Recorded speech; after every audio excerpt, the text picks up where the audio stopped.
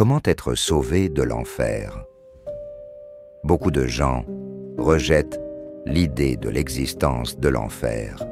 Sans aucun doute, la majorité ne voudrait pas se retrouver dans un endroit comme celui-là.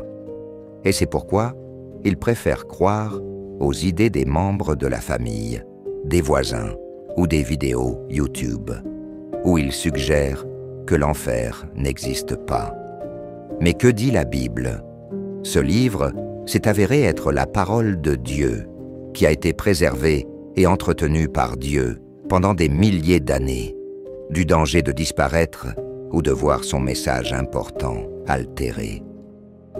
Dans une flamme de feu, accorder une compensation à ceux qui ne connaissèrent pas Dieu, ils n'obéissent pas non plus à l'évangile de notre Seigneur Jésus-Christ, qui va souffrir peine de damnation éternelle, exclu de la présence du Seigneur et de la gloire de sa puissance. Le Seigneur Jésus lui-même, dans sa miséricorde, a mis en garde à plusieurs reprises sur la réalité dudit lieu. Parce qu'en bref, c'est la raison pour laquelle Jésus, étant Dieu, a dû répandre sa vie sur une croix, parce qu'il connaissait cet endroit terrible, et il savait aussi l'impossibilité pour l'homme de se justifier devant Dieu par lui-même. Je ne rejette pas la grâce de Dieu, car si la justice était par la loi, puis Christ est de mort. Jésus, le personnage le plus important de l'histoire, qui a divisé le temps en deux, avant le Christ et après le Christ, a dit « Le ciel et la terre passeront, mais mes paroles ne passeront pas. » Et en fait, nous voyons cela se produire aujourd'hui dans les églises et chrétiens fidèles. Jésus a affirmé la réalité de l'enfer, et pas seulement cela. La Bible dit aussi que nous méritons tous de finir dans cet endroit horrible. Parce que tous ont péché, et ils sont licenciés de la gloire de Dieu. Parce que nous n'avons offensé que le Créateur et propriétaire de l'univers. Imaginez le châtiment qu'implique une telle audace. Et nous ne l'avons pas offensé une seule fois, mais nous vivons en péchant devant Dieu. Mensonge, vol, adultère.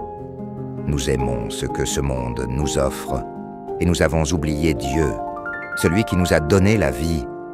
Mais il ne nous a pas quittés. Il n'a pas oublié de nous soutenir au jour le jour, malgré notre ingratitude envers lui. Nous avons oublié celui qui nous a donné tout ce qui nous rend heureux, la santé, la force de travailler et la bénédiction d'avoir une famille. Sans aucun doute, nous mériterions d'être séparés de Dieu pour toujours en enfer, mais l'amour de Dieu est si grand que nous ne pouvons pas le comprendre. Car Dieu a tant aimé le monde, qui a donné son Fils unique pour que tous ceux qui croient en lui ne périssaient pas, mais ayez la vie éternelle. Comment puis-je être sauvé de l'enfer? Nous devons commencer par reconnaître que nous sommes pécheurs et que nous offensons Dieu et que notre péché fait de nous des ennemis de Dieu. Nous devons comprendre que nous marchons vers l'enfer et que nous ne pouvons pas nous sauver en étant bons, car il n'y a personne de bon, mais seulement Dieu. Nous devons reconnaître de tout notre esprit et de tout notre cœur que nous avons besoin d'un sauveur. Comment puis-je être sauvé de la damnation de l'enfer? Je dois reconnaître que je suis un vil pécheur devant Dieu, que je vais justement vers l'enfer.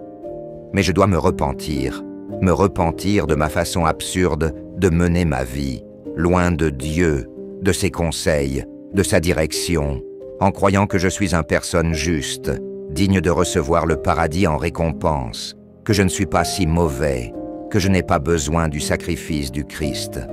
Pour cela, je dois vraiment me repentir. Et une fois que nous aurons fait tout cela avec le cœur, alors nous pourrons vraiment apprécier la valeur de l'œuvre sublime du Christ sur la croix, chaque coup, chaque humiliation qu'a subi le Maître. Même s'il était juste et parfait, il souffert ce que nous méritons, ce qu'il l'a fait par amour. Un amour impossible à exprimer avec des mots. Il l'a fait pour vous et pour moi. Le prix a été payé. Tombons à genoux. Étendons nos mains avec humilité vers le Roi de gloire. Parce qu'il a promis de purifier tous nos péchés. Si avec foi, nous acceptons le fait que la seule façon d'être sauvés de l'enfer est par la foi en notre Seigneur Jésus-Christ et en son œuvre rédemptrice. Jésus lui dit, « Je suis le chemin et la vérité et la vie. Personne ne vient au Père que par moi. » Cher ami qui a regardé cette vidéo, c'est le plan de salut que le Seigneur a élaboré pour que chaque personne puisse obtenir librement le don de la vie éternelle que Jésus a payé en totalité par sa grâce. Si d'un cœur sincère, vous reconnaissez être pécheur, vous vous repentez de vivre en vous croyant juste devant Dieu, rejetant et invalidant ainsi le sacrifice du Christ. Et enfin, vous reconnaissez votre incapacité à pouvoir vous sauver par vos propres mérites, sans vous fier à ce que vous avez fait pour Dieu, mais dans ce que Dieu a fait pour vous, c'est-à-dire envoyer son Fils comme le sacrifice parfait qui paie pour tous vos péchés. Vous n'aurez jamais à aller en enfer.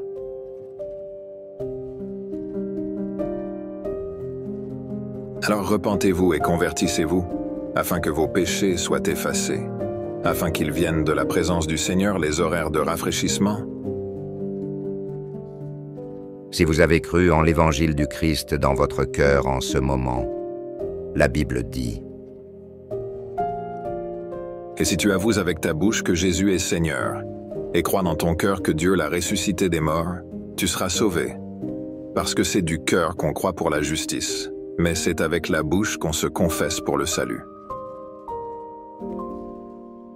Qu'est-ce qui vous empêche de vous réconcilier avec Dieu dès maintenant, par une véritable repentance et une foi dans l'œuvre de Christ? Si vous croyez que Dieu a parlé à votre cœur et que vous voulez être sûr que votre destinée éternelle ne sera pas les flammes de l'enfer, et que vous voulez recevoir le don de la vie éternelle que le Christ nous offre, par grâce, demandez-lui maintenant. Ne le faites pas. Laisse ça pour plus tard. Tu ne sais pas quand tu vas mourir. Ça pourrait être aujourd'hui. Beaucoup de gens pensaient qu'ils vivraient 80 ans. Mais on ne sait pas quand notre cœur cessera de battre. Ferme les yeux, incline-toi, ta tête en signe de révérence envers le Dieu et Créateur de l'univers. Si tu peux te mettre à genoux, fais-le. Humilie-toi devant ton Créateur et supplie-le. Seigneur Dieu, en ce moment, tu m'as fait comprendre le danger dans lequel je suis. Je marche vers la perdition. Mais je sais que tu as parlé et travaillé dans ma vie parce que tu veux me sauver. Aide-moi, Seigneur, à ne plus résister. Aide-moi, Seigneur, à répondre à ton appel de salut. En ce moment, je reconnais que je suis un pécheur, comme le dit ta parole. Chaque jour, je t'offense avec mon corps, mon esprit et mon cœur. Pardonne-moi de me croire juste selon ma propre opinion, et de ne pas apprécier la valeur infinie que le Christ a prise pour moi, la punition qui me correspondait pour ma méchanceté. Je reconnais mon incapacité à pouvoir payer le prix élevé d'offenser délibérément celui qui est parfaitement saint, pur et juste. Mais toi, Seigneur Jésus, tu as porté le poids de tous nos péchés sur ton dos. Seigneur Jésus, merci d'avoir payé chacun de mes péchés au prix de ton divin sang.